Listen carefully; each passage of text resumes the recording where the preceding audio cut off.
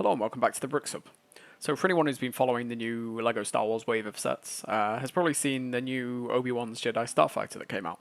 I quite like it. It's a really solid set for everything it does, but I've seen quite a lot of people talking about a few of the problems with it. And there's been plenty of these videos online here, but I thought I'd give my own shot at doing some modifications for it. The first thing I'd like to preface it with when I show it here is that I can't take credit for every single change here. So this change was actually suggested by minifig1210, and I'm going to send the link to their video in the description as well, because they've also done some pretty good mods.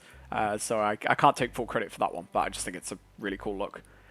So now going on to the stuff I've changed, one of the major issues I think with this set, which not many people have talked about, is the fact that how raised up and how kind of high up everything is. Everything's all been lifted quite significantly, and I understand why it is on this point. I understand why the cockpit is so high to accommodate for room for the minifigure and all that, but this Jedi Starfighter has quite a smooth sort of transition between it, sort of its height, and I really don't think this set captures it very well. I think it's quite it was quite bulbous. If we compare it to the original, it just kind of has this hump.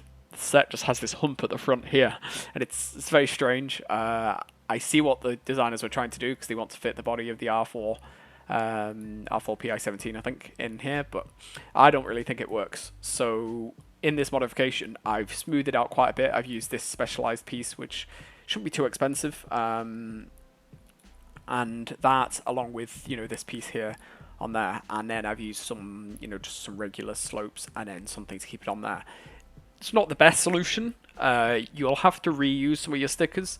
If you're not willing to take those stickers off, you don't really need to have them, or just see if you can go through LEGO to order a new replacement patch, because they can be applied to these, and I think they might just make it look a little bit nicer. But I personally don't think you need the stickers for it, and there's always a chance that you could just say turn these pieces red. Just choose a red for these pieces, and honestly I don't really think it needs it, but you can keep all the rest on other parts of it.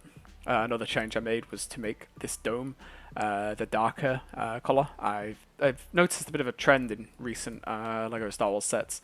They've been using the pure clear dome cockpit canopy piece. The next change is the landing gear. This is a change that quite a lot of people have made to theirs, but I've tried to keep mine quite sleek. I've seen some that are a bit chunky. Originally I had them connecting on here. They were a little bit smaller, but the gravity just wouldn't really work because this is so heavy at the back and it's so light at the front, it would just tip over. So I just did a small little fixture here that just puts it up there. Another change quite a few people have done is these for the guns. Just makes them a lot nicer, a lot less chunky than those tile shooters that LEGO likes.